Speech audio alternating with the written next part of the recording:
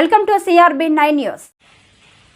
విజయవాడ ప్రజల కష్టాలను చూసి గుండె తరుక్కుపోతుంది. చిన్నపిల్లలు, మహిళలు, వృద్ధులు ఈ వరదల బారిన పడి ఎంత నరకం అనుభవిస్తున్నారో వారి మాటలు వింటుంటేనే మనకు అర్థమవుతుంది. కనీసం చిన్నపిల్లలకి పాలు అందటం లేదు, రోజుల తడబడి తాగేదానికి నీళ్లు అందటం లేదు. ఈరోజు ఎంతమంది వరదల్లో కొట్టుకుపోయారో అర్థం కాని పరిస్థితుల్లో అందరూ కూడా బాధపడుతూ ఏడుస్తూ ఉన్నారు. నిజంగా ప్రజలు ఇన్ని కష్టాలు పడటానికి, ఇంతమంది ప్రాణాలు పోవటానికి ఈ రాష్ట్ర ప్రభుత్వం కారణం కాదని నేను అడుగుతున్నాను.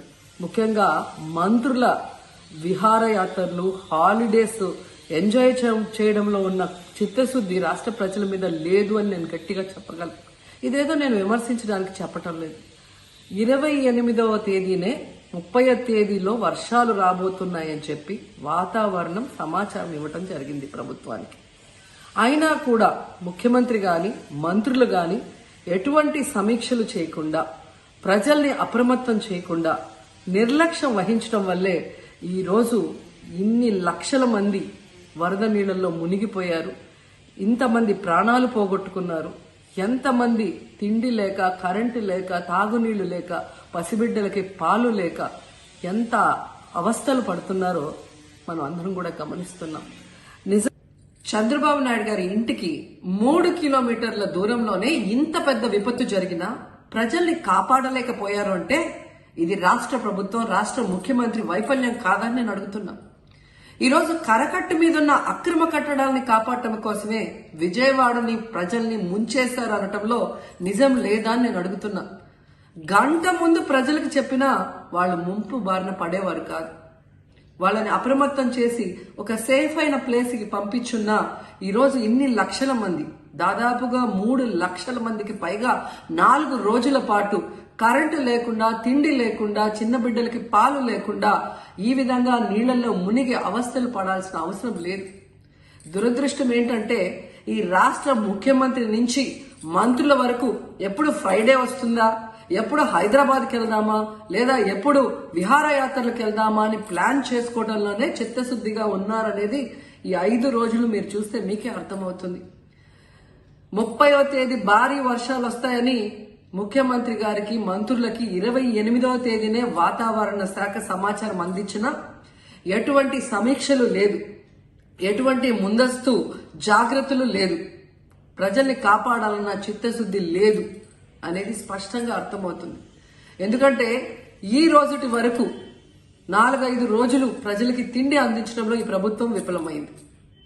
కనీసం ఇది జరిగినప్పుడు సీఎం గారు పనిచేయట్లేదు, వయసు అయిపోయింది. డిప్యూటీ సీఎం గారు, పంచాయతీరాజ్ శాఖ మంత్రి గారు కనీసం తన శాఖను అప్రమత్తం చేసి ప్రజల్ని కాపాడాల్సిన బాధ్యత ఉన్నా ఈ రోజు 5 రోజుల వరకు ఆయన అసలు విజయవాడ వైపే రాలేదు.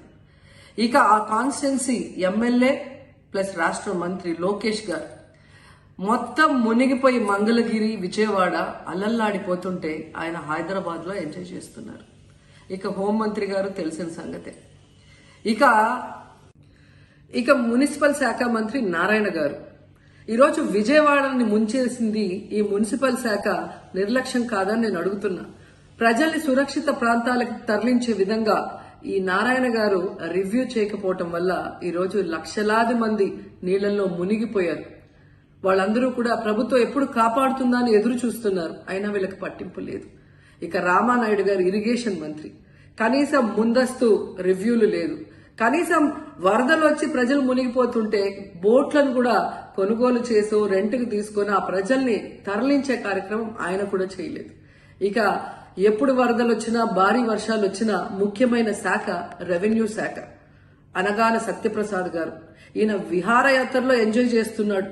కనీసం పునరావాస కేంద్రాలు ఏర్పాటు చేయాలి, మరి ఆ ప్రజలకి పాలు, తిండి అన్ని అందించాల్సిన బాధ్యత ఉన్నా ఏం పట్టించుకోలేదు. సో ఈ విధంగా చంద్రబాబు నాయుడు గారి దగ్గర నుంచి మంత్రులంతా కూడా ప్రజల్ని గాలికి వదిలేసి ఎలా నిర్లక్ష్యం వహిస్తున్నారో చూడండి. ఇప్పటికైనా వాళ్ళు కళ్ళు తెరిచి ప్రజల్ని కాపాడండి అని చేతులెత్తి నమస్కరిస్తున్నా.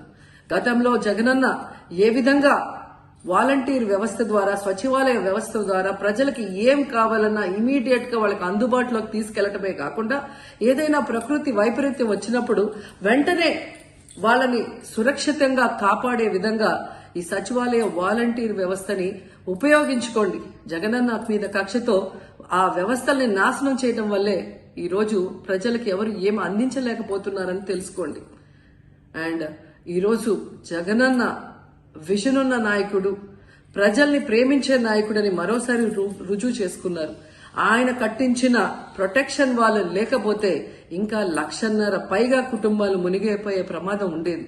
ఈ రోజు ఆ ప్రాంతమంతా సేఫ్ గా ఉంది విజయవాడలో ఒక సైడ్ అంటే అది జగనన్న ప్రజల పట్ల ఉన్న అభిమానంతో ఆ ప్రొటెక్షన్ వాల్ కట్టించడం అనేది కూడా మనం అందరం గుర్తుంచుకోవాలి.